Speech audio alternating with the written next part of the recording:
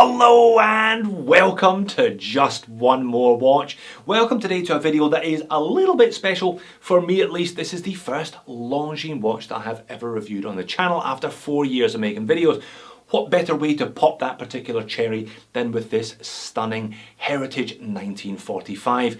I think the Heritage line has done more for Longines in recent years than any other. They have got a fantastic back catalogue to pillage inspiration from, so it's no wonder there are so many good looking watches in that range. I have been eyeing up some of these Heritage watches with a view to buying one for myself, but there's always been something that stopped me. Usually it was a date window that you felt just probably shouldn't have been there in the first place, or an awkwardly cropped Arabic, or sometimes both of those things in the same watch. This 1945 avoids at least one of those issues by not having a date complication. It is a nice simple three-hander. It's got a great backstory as well involving Ben Clymer from Hodinkee. I'll leave a link to the Hodinkee article in the description of the video. Longines spotted his vintage Longines on Instagram, decided to backward engineer it, and this watch is the result, and it is drop dead gorgeous. I didn't just buy this one though, it is on loan from a subscriber in Melbourne called Alan. Big shout out to you, Alan, thank you again. He loaned me the Seiko Presage Cocktail Time as well in a 2-for-1 deal. Alan is on Instagram as Defining the Limits, looks like a mixture of motorbikes, cars and watches. Not a bad mixture in my opinion. I'll leave a link to his Insta in the description of the video if you want to give him a follow. Now, I've been really enjoying this one since Alan sent it in. I've been wearing it out and about quite a bit. Has it done enough to tempt me finally to drop my cash on a Heritage? Let's flip the camera and find out. Okay, let's talk price. If I am tempted to pick myself up one of these, how much is it going to cost me? Well, it's going to cost me the not inconsiderable sum of 2,725 Aussie if I buy it retail. US retail is 1,800. However, if you go grey, and let's be honest, I've been going grey since my early 20s, 1,250, which I think is a much more reasonable price for one of these. I haven't seen many of them pop up secondhand. I'd imagine that would equate to about 1,000 USD secondhand. Maybe if you're keen on one of these but aren't keen on the retail price, then that isn't a bad way of doing things. Double box here, so there's the outer cardboard box, including the biggest instruction manual that I have ever seen with a watch. Now this is a three-hander. I have no idea. I mean, look at that. It's not mine, so I'm not going to lob it to the other side of the room, but I have no intention of reading any of that. Who on earth would bother to read any of that? Inner box is PU leather with the Longines name and crest, and contained within there is another Longines name and crest on a little bit of fake wood this time. Packaging overall is not bad if you're getting the watch for the right price. But look at that watch, look at the dial, look at the thermally blued hands, that lovely kind of rough suedette strap. The whole thing is just beautiful. I'm going to try and do this dial justice today. Again, Alan seems to have a thing for vintage style watches with beautiful dials, as it was with the Seiko Presage that I looked at last week. I'm going to throw in plenty of macro, plenty of indoor, outdoor shots of this one, plenty of different angles as well, trying to capture some of the essence of it. It is a lovely, lovely dial. They call it brushed copper. I don't think it's made of copper, but it does have a kind of copper tone color and a vertical brushing throughout. It is just such a honey.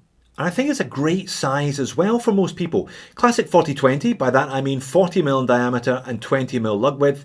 Slightly long lug to lug of 50 and a thickness of 12.6, though I hope you can see there a lot of that thickness comes from that piece of kind of stepped and double domed sapphire crystal. They haven't gone for the super retro faux acrylic look, you know, super big bubble, but it's a nice piece of sapphire. Now on the supplied leather strap, lovely kind of rough suedette look. This one weighs in at 73 grams. So a 3-piece stainless steel case. Now that's a fixed stainless steel bezel, stainless steel mid case, and a push on stainless steel case back. It's a solid case back, no display case. 30 meters of water resistance, high polished throughout on this one. Yeah, very, very simple finishing, high polish throughout. This is basically a reverse engineered copy of Ben Clymer's vintage Longines from the mid-1940s, so you're not going to do that and then start adding chamfered edges and mixtures of brushing and polishing throughout. You're going to be as faithful to the original watch as you can, and that means keeping it simple. You can see there, very, very flat case with slightly downturned claw lugs. I'll show you it on wrist obviously later on. The crown is slightly different from the original one. There's Longines on there. It's reasonable size and reasonably easy to grip. That would have been more of an issue had this been a manual wind watch, but it's not. It's an auto, of course. And the strap is really nice. It looks good, it feels good, and I think it suits the watch beautifully. Having said that though, 20mm lugs, you can put this on pretty much anything you like, and I think it's going to look great. This reminds me a lot of a Collar Ebb Spoleto that I bought many years ago, and I've put on pretty much everything that comes in this house with 20mm lug width. Again, that lovely Longines wing crest on the buckle. And the wing crest appears in a slightly different format on the press-on stainless steel high polished case back. Usual spec sheet, the name of the model, the Longines Heritage 1945 at the top. 3 bar, 30 meters of water resistance, retro dress watch. You're not really going to be getting this one wet, or at least you're not supposed to, and advertising that it is of course Swiss made. Longines, Swiss brand, part of the Swatch group of companies. Now as such, that case back contains a Swatch group movement. It's an ETA 2895-2, or at least that's what it really is. They call it an L609.3. So it's a 27 jewel hacking and hand winding high beat Swiss made auto, 28,800 vibrations per hour, as you can see there. That's a pretty good set of numbers for a watch at this price. I think accuracy though is not really going to be your number one criteria if you're buying one of these and if you're going to be wearing it. I'm not sure this is a daily wear. If I had it in my collection, it would be an occasional wear, it would be a weekender. Accuracy isn't really as much of a factor, but it's nice to see +2 seconds per day here nonetheless. But I think that for most people, how this watch looks will be a much more important part of the decision making, the purchasing process, than how accurate it is, and thankfully it looks really, really beautiful. It's such a striking dial, and it's a real chameleon as well. Brushed copper, that's what they call it, kind of copper tones almost, champagne, even pink champagne under certain lights, a bit of salmon in there, almost bordering on silver if you catch it in slightly different light conditions. Like I said, I've been trying to do this one justice. I've been trying to take various shots, various angles that show off those various color tones. So a mixture of printed and applied. We have Arabics printed at the evens, so 12, 2, 4, 6, 8 and 10. And I learned a new word today. We have cabochons applied at the odds, the 1, the 3, the 5, the 7, the 9 and the 11. A cabochon is apparently a little polished jewel, a little polished stone. So we have little silver circular indexes at the odds. It's a nice effect overall. Beautiful blue, thermally blued leaf handset, I think just the right size for the dial. Now there is quite a bit of free space on the dial. Some people have said that that small second indicator there above the 6 is perhaps a little small. I do agree that it could have been bigger. There is plenty of space on the dial to accommodate a slightly bigger small second, but I don't think it looks small. I don't think the dial looks unbalanced. I think it gives the dial room to breathe, and it is probably more attractive for it. Really a beautiful looking watch overall, this one. I am smitten. Looks great on wrist as well, doesn't it? Now, high polished flat upper bezel does play around with the light a lot. High polished case throughout. There we are. You're beginning to get an idea of some of those varied tones. You know, at a glance, roll the wrist and you've got about 6 or 7 different colours there. It really is quite striking. Now, long lug to lug, like I said earlier on, 50. Claw lugs, not much of a curve to that mid case either. It does wear slightly large. They could probably have taken this one down to a 39 or 38. Easily, it would still have been very wearable. As it is, I've a 7-inch wrist. I've had no problems wearing this one. Strap looks great as well. Overall, whole package, really, really compelling if you're picking one up for just north of $1,000 US. As the overhead shot, what a gorgeous looking watch this really is. Thermally blued hands never look quite as blue in reality as they do in the press photos of the watch, where they almost leap off the dial.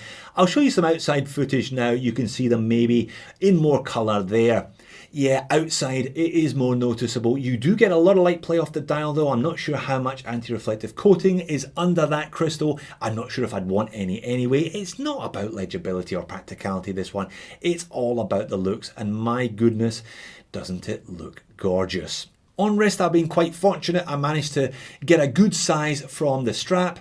If you can't find a good size and a good hole that fits you here, a mesh, a Milanese, I think would look sweet with this one as well, and it would keep that mid-century thing very much intact. Okay, I'm smitten, but that doesn't mean to say that I haven't thought of a few moans and niggles in the week that I spent with this watch.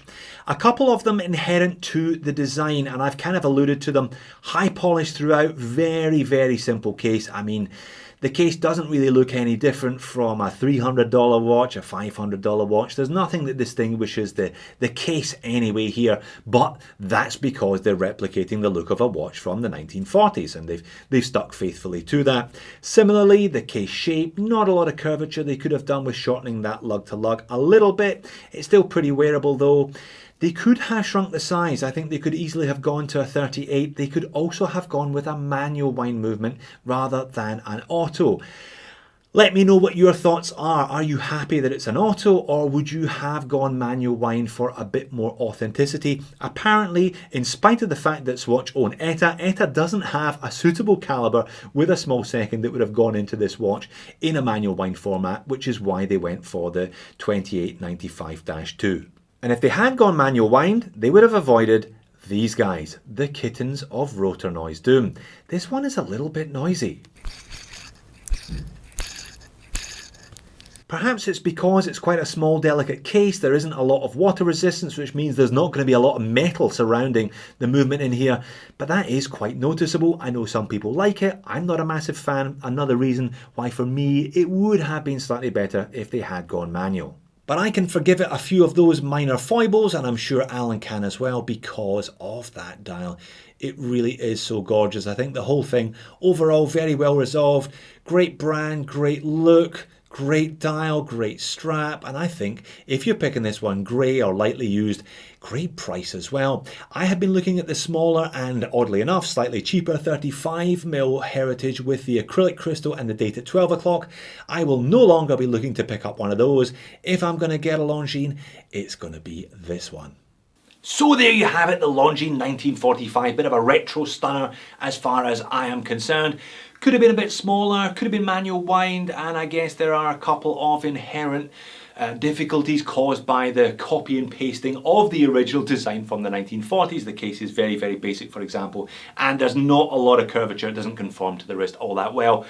But it doesn't stop it from being beautiful. That dial is simply stunning, and I love the small second. Am I going to buy one? Ooh, I don't know, but I'm tempted. Thanks for watching. I will see you in a future video.